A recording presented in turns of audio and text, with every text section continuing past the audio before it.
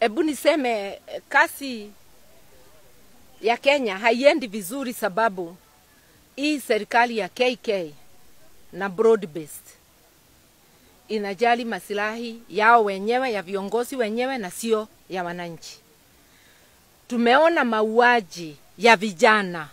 Wakati vijana walitoka wakiuliza serikali iwafanyie kazi na iwe na uwazi na itoe taarifa. Accountability ni kutoa taarifa kuelezea.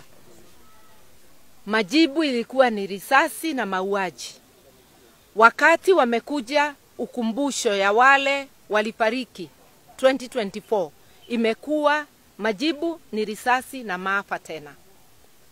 Naona hatuendi vizuri, haki za kibinadamu, serikali ya KK inakeuka hizo haki. Na ndivyo Wakenya wengi wamechoka na wamesema mambo ni one term. Ati mambo ni one term. Na mimi naambia Dr. William Ruto, sababu anakasirika sana na anaonyesha hasira mpaka kule Machakos ametusi watu. Mtu akisema watu ni stupid, sasa ni kiongozi gani anaenda akiita watu stupid hadharani? Mimi nasema hivi, ajue one term sio matusi. Ya kwamba kuchaguliwa sio title deed. Kiti si yako ukatalie. Umepatiwa kibarua ya miaka kadhaa na wananchi.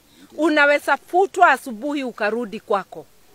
Na mimi naamwambia kama Martha Karua, mkinipatia kura zenu 2027, ndio mama, pia mimi nitakuwa one term. Kwa nini? Asante mama.